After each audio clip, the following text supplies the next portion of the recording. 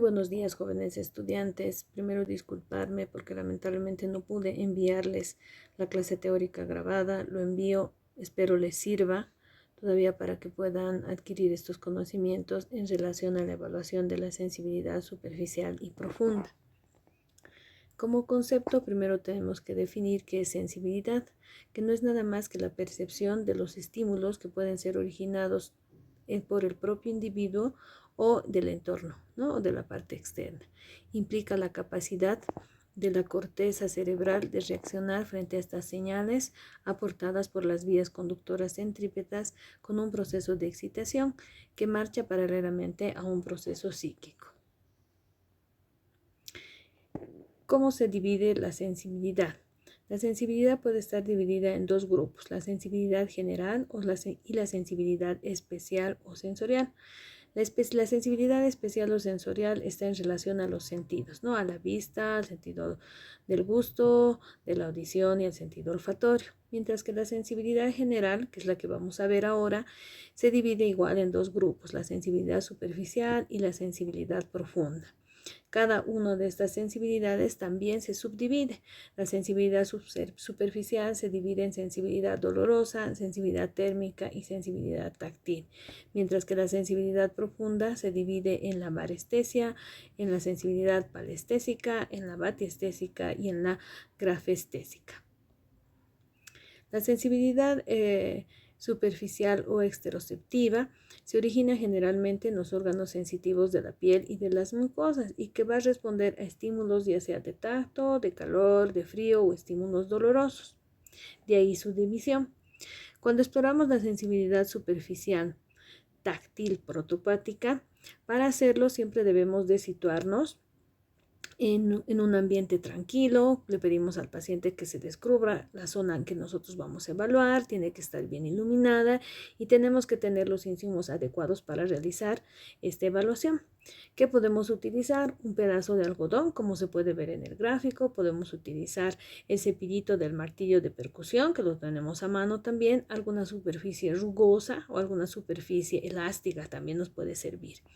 ¿Cómo vamos a evaluar? Generalmente debemos de evaluar las zonas siempre de forma comparativa, lado derecho con lado izquierdo.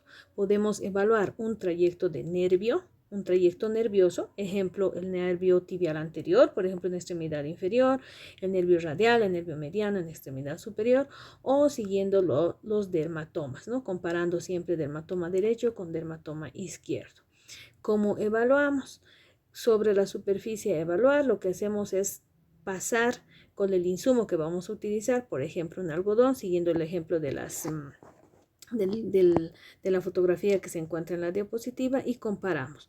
Le pedimos siempre al paciente antes que cierre los ojos y le pedimos al paciente luego que nos diga, ¿no?, si percibe o no percibe la sensación, si percibe aumentado o disminuido en alguno de los lados.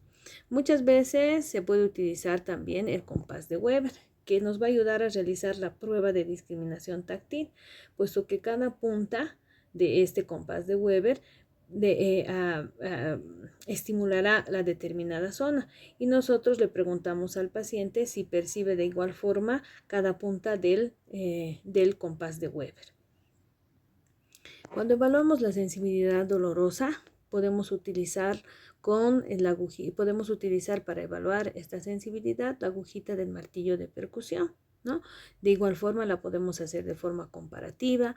Tenemos que tener la debida precaución de utilizar la misma presión en ambos lados para producir el estímulo doloroso y no producir daño sobre la piel, ¿no? De igual forma, como se ve en el gráfico, debemos de hacerlo de forma comparativa. Y como les había dicho, siguiendo el trayecto de un nervio o comparando dos dermatomas, derecho e izquierdo. Cuando evaluamos la sensibilidad térmica, la podemos hacer igual de forma comparativa, siempre la tenemos que hacer, mejor dicho, de forma comparativa, y utilizamos, bueno, como se ve en el gráfico, tubitos de ensayo, ¿no? Con agua ya sea caliente o con agua fría. Si no tenemos a mano, tenemos que buscar algún insumo que nos pueda ayudar para poder evaluar la sensibilidad térmica. Podemos utilizar, por ejemplo, en los consultorios de los primeros niveles de atención, en el refrigerador siempre pueden tener estas almohadillas en gel ¿no? Para el frío o para el calor podemos utilizar alguna superficie fría que tengamos en el consultorio a mano o alguna superficie caliente, ¿no? Para evaluar, ¿no? Siempre lo hacemos de forma comparativa. Cuando hablamos de sensibilidad propioceptiva o profunda, es la que nos va a informar de los movimientos que realiza nuestro cuerpo y de la posición que nuestro cuerpo tiene en el espacio. Por lo tanto, evaluamos la sensibilidad que proviene de los huesos, de los músculos y de las articulaciones. ¿Cómo vamos a evaluar? Al evaluar la sensibilidad de la presión o varestesia, lo que vamos a hacer es utilizar simplemente los dedos de nuestras manos, ¿no? Hacemos presión en una determinada zona, siempre lo hacemos de forma comparativa y le pedimos al paciente que nos refiera si ha percibido o no la presión que nosotros estamos haciendo con el pulpejo de nuestros dedos, como se ve en la fotografía. Para evaluar la sensibilidad vibratoria o palestesia, lo que tenemos que hacer es utilizar un diapasón. El diapasón lo hacemos vibrar generalmente entre 128 a 256 vibraciones por segundo o hertz también, y colocamos este diapasón en superficies óseas. Como se puede ver en las gráficas, podemos colocar en el acromion, en los olecranos, en las apófisis estiloides, tanto del radio como del cúbito, en la cresta ilíaca, en las falanges, en los metatarsianos, en los metacarpianos, ¿no? Para ver si se percibe o no esa vibración. Si no tenemos a mano un diapasón, lo que podemos hacer, todos tenemos nuestros celulares, tenemos la función de vibración, podemos colocar sobre estas superficies óseas el celular de forma vibratoria y el paciente nos referirá si percibe o no este estímulo. En cuanto a la sensibilidad postural o batiestesia, se debe de evaluar dos formas, ¿no? La sinestesia, que es el movimiento que nosotros vamos a dar a ese segmento corporal que estamos evaluando, y la estatoestesia, que nos va a referir en qué posición está esa parte de nuestro cuerpo, ¿no? Generalmente, para evaluar esta sensibilidad postural o batiestesia, utilizamos el dedo hallux, ¿no? El dedo hallux lo tomamos como se ve en la gráfica por los lados y realizamos movimientos pasivos, ¿no? Preguntándole a nuestro paciente si percibe o no ese movimiento. En relación a la estatoestesia, de igual forma, llevamos el dedo pulgar ya hacia adelante o hacia arriba y hacia abajo y le pedimos al paciente que nos indique en qué posición se encuentra el dedo. En cuanto a la grafiestesia, lo que hacemos, como se puede ver en el gráfico, es graficar números a nivel de la palma de la mano y le pedimos al paciente que nos refiera qué número o qué cifra se ha graficado en la palma de la mano. En cuanto a la sensibilidad dolorosa o profunda, lo que hacemos es evaluar a través de la presión que nosotros vamos a realizar sobre un grupo muscular, sobre un músculo o sobre un tendón, ¿no? Y le pedimos al paciente que nos indique si percibe la presión que nosotros estamos ejerciendo, ¿no? Que generalmente va a ser dolor. Siempre lo hacemos de forma comparativa. Cuando evaluamos sensibilidad, aparte de tener un ambiente adecuado para realizar esta, siempre le vamos a pedir a nuestro paciente que cierre los ojos. En cuanto a algunas alteraciones, podemos nombrar a la hipoestesia, que es una disminución de la percepción de la sensibilidad en general; la hipoalgesia, que se refiere a la disminución de la sensibilidad dolorosa; la anestesia, que se refiere a la abolición de la sensibilidad, que no percibe ningún estímulo; la analgesia, que es la anestesia dolorosa, es decir, que no siente ningún estímulo doloroso; la hiperestesia, cuando la sensibilidad se encuentra aumentada; la alodinia, que es la percepción de un estímulo doloroso de un estímulo que no es doloroso. ¿Esto a qué se refiere? Por ejemplo, el amarrarnos los guatos de un zapato, el colocarnos el cinturón, son estímulos que no nos producen dolor, pero con la alodinia, dependiendo la patología, ya sea central o periférica, de algún daño de nuestro sistema nervioso, el paciente nos va a referir dolor, ¿no? En el momento en que se coloca el cinturón, por ejemplo, la persona, o en el momento en que se amarra las agujetas de su calzado. La hiperpatía, que es una percepción exagerada de un estímulo; la alostesia, que es que es el estímulo como aplicado en un punto simétrico del cuerpo, la poiquilestesia, que es el estímulo único que se percibe como múltiple, la exomestesia, que es el estímulo que se percibe como actuando fuera del cuerpo, y la extinción sensitiva o inatención sensitiva, que es el paciente que percibe un solo estímulo y no los dos estímulos a los cuales está siendo sometido. En relación a los movimientos anormales involuntarios, podemos definir que son una disfunción neurológica en la cual puede haber un exceso de movimiento. A este exceso se le llama hipercinesia, o la lentitud de los movimientos, que se llama hipocinesia. Se presentan por alteración en la regulación motora frente a un estímulo. La hipercinesia. ¿Qué tipo de hipercinesias tenemos? Por ejemplo, tenemos al temblor, que no es nada más que es un movimiento involuntario originado por la contracción alternante de músculos antagonistas que se manifiestan en oscilaciones rítmicas en diversas partes del cuerpo. ¿Cuáles pueden ser las causas? Las causas pueden ser fisiológicas o pueden ser patológicas. ¿Cómo va a ser su presentación? Puede ser transitoria o puede ser permanente. Y una característica importante que cesa con el sueño. ¿Cómo se clasifican? Dependiendo de la velocidad. Por ejemplo, en rápidos, cuando existen movimientos involuntarios con oscilaciones de 9 a 12 por segundo. Medianos, de 6 a 8 oscilaciones por segundo, y lentos, de 4 a 6 oscilaciones por segundo.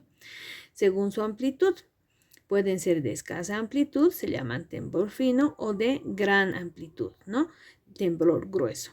Según el momento de aparición, puede haber un temblor en reposo. Esto generalmente se ve en las personas que tienen Parkinson. Cuando les pedimos que se sienten y apoyen sus manos sobre las rodillas, vamos a poder apreciar ese temblor.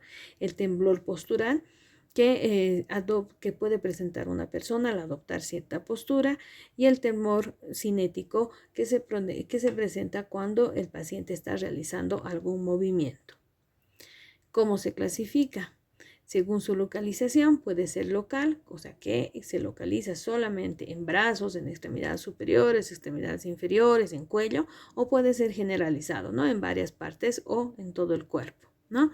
Según su etiología, puede ser el temblor parkinsoniano, que es propio del paciente que presenta la enfermedad de Parkinson o de algún síndrome parkinsoniano, que puede deberse a alguna infección, a la ingesta de algún fármaco o a la ingesta de algún tóxico. Generalmente este temblor va a ser en reposo, y frente a situaciones de estrés se va a aumentar, va a ser mucho más notorio. Generalmente se va a localizar en las manos y en los brazos. El temblor fisiológico, que puede pasarnos a cualquiera, como su nombre dice, fisiológico, y se presenta frente a situaciones de ansiedad. El temblor cerebeloso, que se presenta cuando existen lesiones de las vías cerebelosas y que aparece al realizar algún movimiento voluntario, que por lo general se localiza en miembros superiores, ¿no? El temblor esencial, que generalmente es un trastorno de tipo hereditario, va a ser lento y tiene preferencia en localización a nivel de la cabeza y de las manos, y tiene la característica especial que también va a haber alteración a nivel de la voz. También tenemos el temblor de la enfermedad de Wilson, que se caracteriza por tener una localización a nivel de los miembros superiores y es de gran amplitud. Otro movimiento involuntario es la corea, que son movimientos rápidos, irregulares, sin un propósito definido, van a ser arrítmicos, que fluyen de una parte del cuerpo a otra, originando contracciones bruscas y breves de cualquier grupo muscular. ¿Cuáles son sus características? Son movimientos desordenados, irregulares, aparecen en el reposo o interrumpen un movimiento voluntario normal, no logran contracciones sostenidas, se exacerban con las emociones y cesan durante el sueño. ¿Cómo se clasifica? La corea de Huntington, que se inicia en la adultez, movimientos generalmente en cara y extremidades superiores. La de Sydenham, que aparece entre los 5 y 15 años, es generalizada y se autolimita en meses. La corea farmacológica, que se presenta con los altibajos de las concentraciones de levodopa, esto especialmente en aquellos pacientes que están consumiendo anticonceptivos o que están consumiendo la levodopa como tratamiento para el Parkinson. Entre otras causas tenemos las encefalitis, la estirotoxicosis, el lupus eritematoso sistémico, la policitemia vera. El valismo. El valismo es una forma de corea que se produce en forma unilateral, llamándose hemivalismo. Los movimientos tienen mayor amplitud y son violentos, predominan en miembro superior, se asemejan a lanzamientos o sacudidas. La causa generalmente va a ser vascular, es de inicio brusco y cede en semanas o puede perdurar en el tiempo. La tetosis, que son movimientos distónicos que afectan por lo general las manos. Las mioclonías, que son contracciones bruscas y breves de uno o varios grupos musculares originados del sistema nervioso central. Los movimientos pueden ser rítmicos como también arrítmicos, espontáneos o reflejos, o pueden ser también generalizados o localizados. Y los tics son movimientos involuntarios, breves, bruscos, que se repiten de la misma manera y comprometen segmentos corporales definidos, ¿no? Muchas veces nosotros hemos visto en la calle personas que presentan los tics y donde los hemos visto con mayor frecuencia a nivel del rostro, ¿no? En la cara, ¿no? Y que se acompaña también en extremidades superiores. Pueden ser motores, siendo mioclónicos, distónicos, tónicos o fónicos con la voz, y simples o complejos. Y por último tenemos a las convulsiones, que son los accesos de tos musculares involuntarios más o menos violentos, que pueden ser generalizados, que se acompañan de una pérdida de conciencia. Por último tenemos a la tetania, que es una entidad sintomática que va a producir una contractura o un espasmo muscular involuntario debido a un aumento en la excitabilidad de los nervios periféricos. Bueno, esta es la clase teórica. Me quería despedir con ustedes con este mensaje, ¿no? Que dice que estudiar te abre puertas, ¿no? Estudiar, leer bastante. Nuestra carrera es una linda carrera la cual ustedes han escogido, pero que nos toma mucho tiempo. Y nuestra formación no acaba cuando uno sale médico, sino que debe de continuar para poder uno diferenciarse del resto, ¿no? Del resto de los mismos colegas, ¿no? Entonces leer es una buena forma para podernos preparar hacia un futuro, ¿no? Y como dice el gráfico, ¿no? Estudiar te abre puertas. Muchísimas gracias por su atención. Nuevamente, mil disculpas por haberles enviado la clase teórica a destiempo. Lamentablemente he tenido problemas de salud que me han afectado con las actividades que generalmente las realizo, y espero les sirva la clase. Éxito siempre y muchas bendiciones.